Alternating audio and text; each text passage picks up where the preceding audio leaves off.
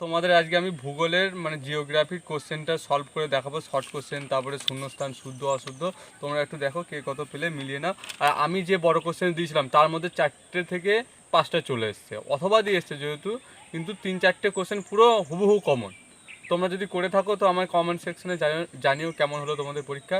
আর দেখো এগুলো সমাধান করছি, তোমরা একটু দেখে নাও কে কত পেলে, তোমরা একটু মিলিয়ে নিও।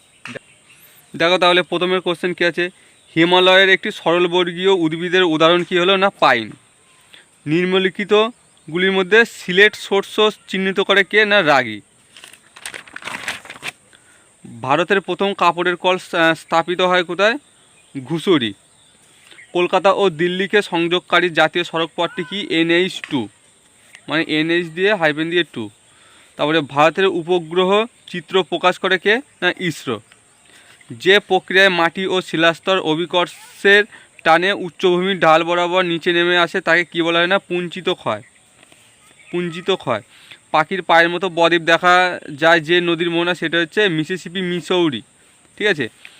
ক্যারিবিয়ান সাগরে সৃষ্ট ঘূর্ণাবর্তকে বলা হয় কি না হ্যারিকেন।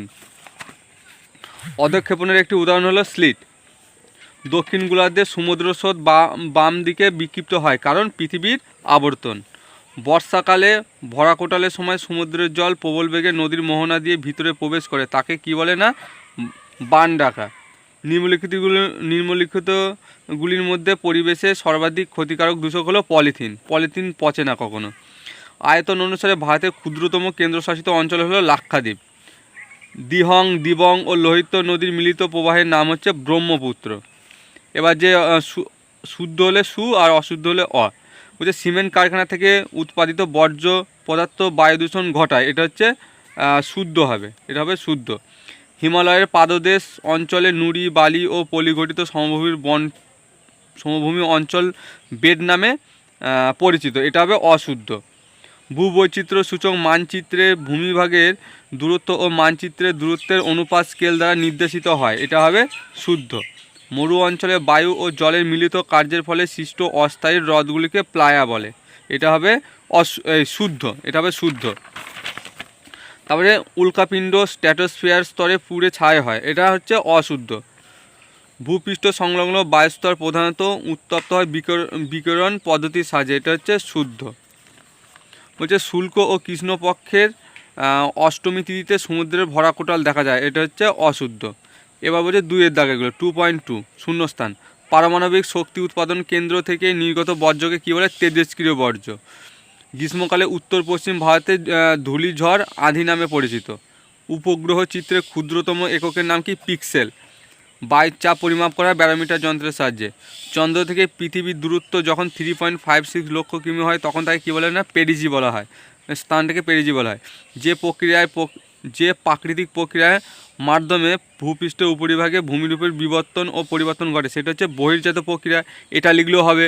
আবহবিকার লিখলেও হবে, পর্যায়ন লিখলেও হবে, আবরোহণ লিখলেও হবে, আরোহণ লিখলেও হবে। এইটা লিখলে বেশি ভালো হয়, বহির্জাত প্রক্রিয়া। বলছে নদী দ্বারা ড্যাশ পদ্ধতির সাহায্যে অদ্রবীভূত সূক্ষ্ম বালু, পলি ও কাদা পরিবাহিত হয়, এটা হবে ভাসমান। এবার 2-1টি শব্দের উত্তর দাও, 2-1টি শব্দের উত্তর দাও, একের মানে শর্টেরগুলো। উড়িষ্যার কটক শহরে কোন ফসলের কেন্দ্রীয় গবেষণাগার অবস্থিত না ধানের। 2011 সালের 11 খ্রিস্টাব্দে আদমশুমারি অনুসারে ভারতের মহানগরের ন্যূনতম জনসংখ্যা কত, 10 লক্ষ। ভূবৈচিত্র্যসূচক মানচিত্র প্রদত্ত RF যখন 1:50,000 মানে 1:50,000 তখন এর মেট্রিক স্কেল কত হবে, 1 সেমিতে 500 মিটার, 1 সেমিতে 500 মিটার। পর্বতের পাদদেশে নদীর কার্যের ফলে যে এটা আছে শুষ্ক করে দিচ্ছে, এটা হবে শঙ্কু আকৃতির ভূমিরূপ সৃষ্টি হয়, তাকে কী বলে, পলল শঙ্কু। যে কাল্পনিক রেখা দ্বারা সমান বৃষ্টিপাতযুক্ত অঞ্চলগুলিকে যুক্ত করা হয় তার নাম হবে সমবর্ষণ রেখা। ঠিক আছে। শীতকালে উত্তর পশ্চিম ইউরোপের বন্দরগুলি কোন উষ্ণ স্রোতের প্রভাবে বরফমুক্ত থাকে, এটা উপসাগরীয় স্রোত। কাশ্মীরে প্রবাহিত বিস্ততা নদী কোন নদীর উপনদী, এটা হচ্ছে সিন্ধু। ভারতের উত্তর পূর্বাঞ্চলে কোন ধরনের চাষের জন্য অধিক মৃত্তিকা ক্ষয় হয় না ঝুম। আর এই যে বাম পক্ষ আর ডান পক্ষ, যেটা বাম দিক আর ডান দিক, কান্ডালা কী হবে, কান্ডালা হবে তোমার করমুক্ত বন্দর। রাজস্থান কী হবে না লুনি। লাদাখ হবে তোমার খারদুংলা, ঠিক আছে। ভিলাই হবে কি লৌহ ইস্পাত শিল্প। এবার দেখো আমি কি কি কমন দিয়েছিলাম সেগুলো দেখো চলে এসছে। প্রথম কোশ্চেনই আমার এটা ছিল, না প্রথম ছিল না, প্রথম ছিল তোমার জোয়ার ভাটা সৃষ্টির কারণ। তারপরে আমি বলেছিলাম হিমবাহের ক্ষয়কার্যের ফলে যেসব মাধ্যমগুলো আছে ওগুলো দেখে যাবে, এটাও এসছে। তারপরে কি দিয়েছিলাম ভাগীরথী ও হুগলি নদীর উপর বর্জ্যের প্রভাব আলোচনা করো, এটাও এসছে। তারপরে এই দুটোই এসছে, অথবা দিয়ে চলেছে এখানে। উপগ্রহ চিত্রের প্রধান 3টি বৈশিষ্ট্য পড়বে, ভূবৈচিত্র্যসূচক মানচিত্রের 3টি প্রধান সুবিধা আলোচনা করো। ভিডিওটা যদি ভালো লেগে থাকে তাহলে বন্ধুদের মধ্যে শেয়ার করে দিও, লাইক করে দিও, একটা কমেন্ট করে দিও। আর যদি সাবস্ক্রাইব করা না থাকে তাহলে সাবস্ক্রাইব করে দেবে। আর নতুন ভাই বোন যারা 2026 সালে মাধ্যমিক দেবে তাদেরকে আমার চ্যানেলটা একটু শেয়ার করে দিও। যদি কোনো সমস্যা থাকে আমাকে কমেন্টে জানাবে, আমি তার সমাধান করব তোমাদের। আর জীবনবিজ্ঞানে আমি আপলোড করে দিচ্ছি কোশ্চেন, তোমরা এই কোশ্চেনগুলো পড়ে যাবে 2-3 মার্কসের, ঠিক আছে। 2 + 3 তাহলে 5। আর ছবিটাও বলে দিয়েছি কী আসবে, তো তোমরা এগুলো ভালো করে প্র্যাকটিস করো, এর মধ্যে তোমরা পেয়ে যাবে, কমন পেয়ে যাবে।